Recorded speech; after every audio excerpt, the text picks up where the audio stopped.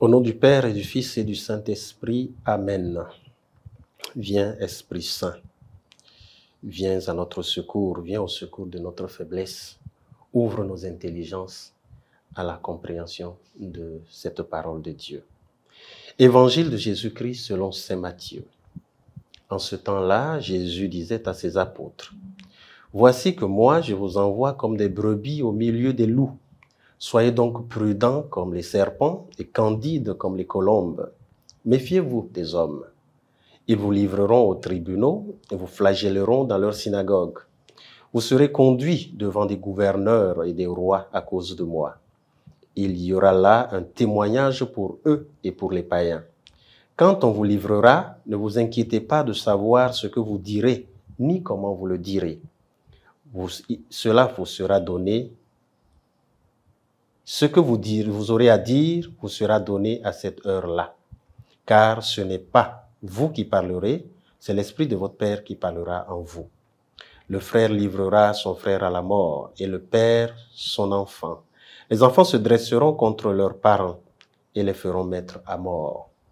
Vous serez détestés de tous à cause de mon nom, mais celui qui aura persévéré jusqu'à la fin, celui-là sera sauvé. Quand on vous persécutera dans une ville, fuyez dans une autre.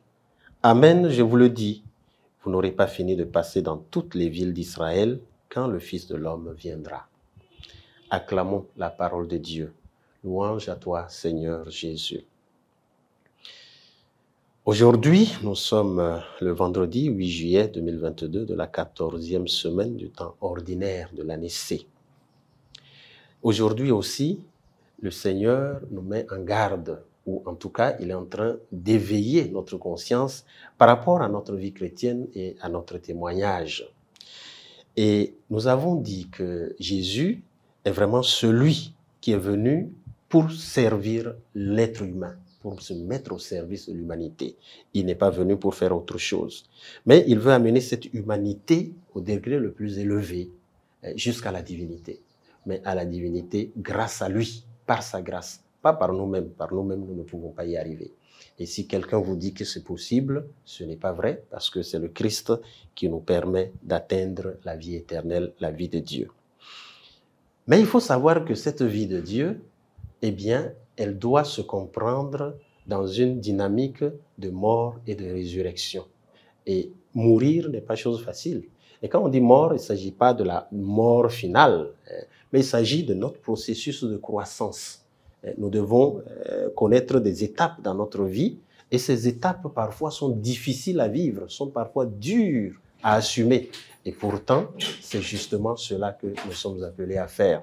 Alors, Jésus nous invite à accepter cela, accepter la souffrance qui doit faire partie justement de notre vie de chaque jour.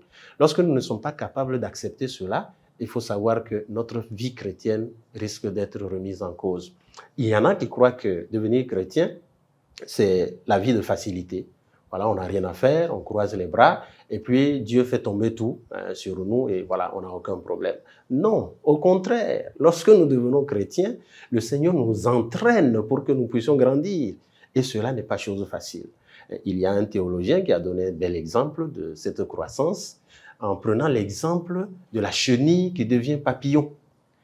La chenille doit faire tout un processus de transformation qui certainement n'est pas facile pour devenir papillon. Et alors, comparons cela en disant, voilà, la vie chrétienne, c'est vraiment commencer, on va dire, à terre, un peu bas, et puis pour progresser petit à petit en montant vers le Seigneur. Et donc, quitter la stature de chenille pour devenir papillon, eh bien, c'est pas chose forcément aisée. Et pourtant, c'est cela que le Seigneur nous demande de faire. Donc, être chrétien, ce n'est pas être un incapable. Être chrétien, c'est être quelqu'un de solide, être quelqu'un qui est capable de faire des choix, et parfois des choix radicaux. Nous sommes invités donc à comprendre que dans notre vie, nous devons passer par des moments de difficulté si nous voulons croître. La facilité n'est pas chrétienne. Si nous voulons céder à ce qui est facile, sachant que nous n'avons pas bien choisi en choisissant de devenir chrétien. Pas pour nous faire peur. Le Seigneur est là et il nous soutiendra. Au nom du Père et du Fils et du Saint-Esprit. Amen.